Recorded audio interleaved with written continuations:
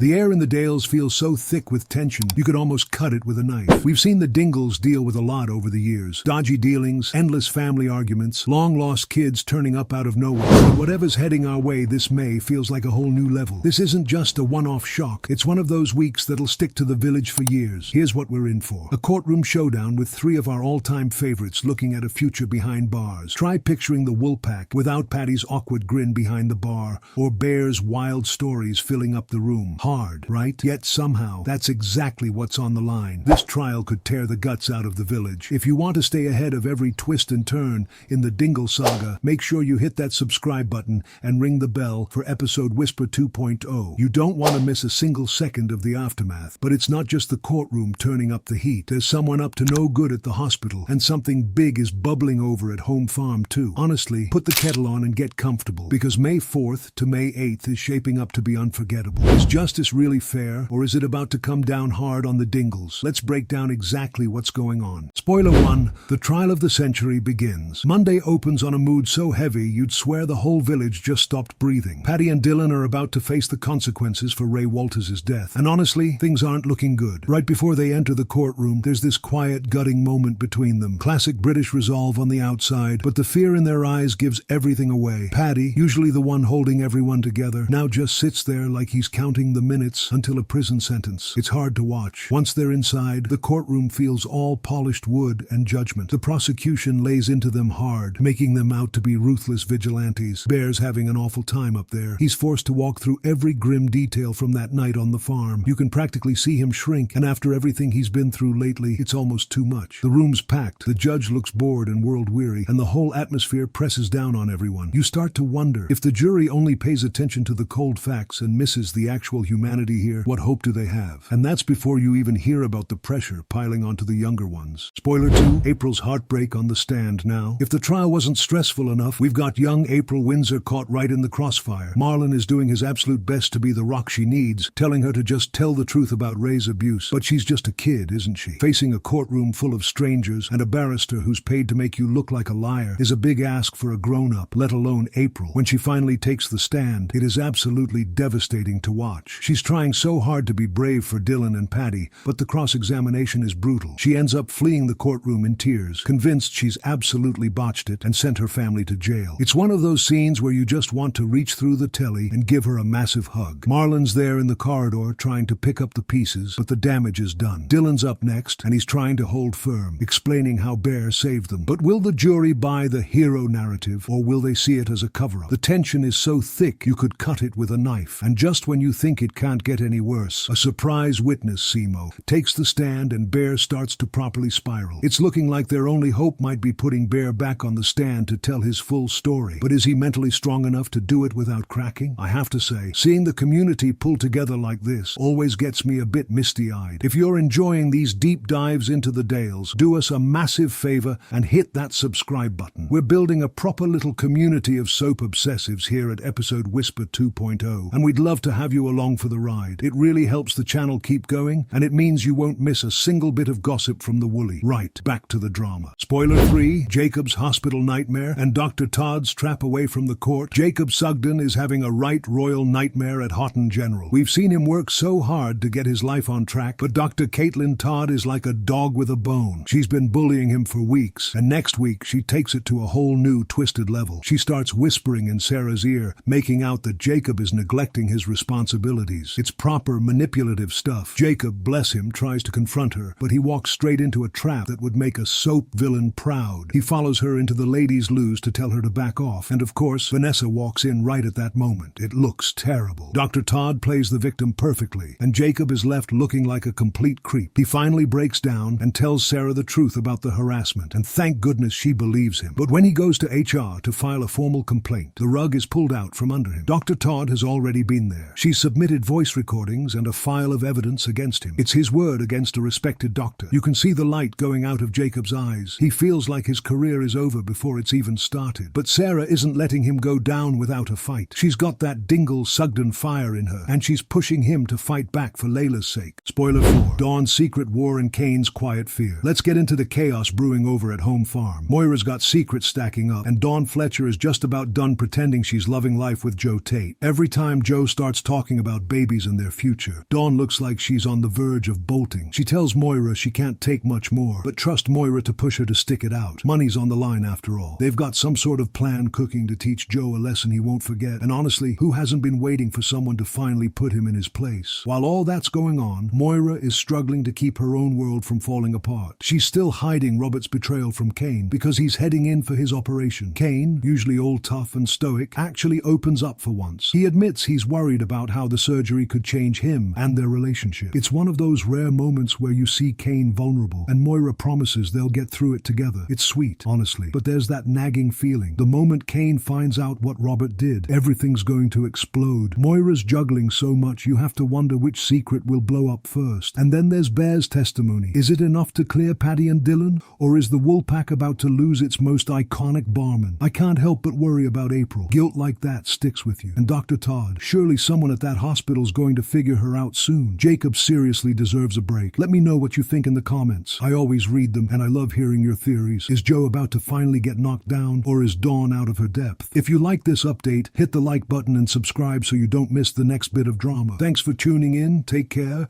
and I'll catch you next time with all the latest from the village.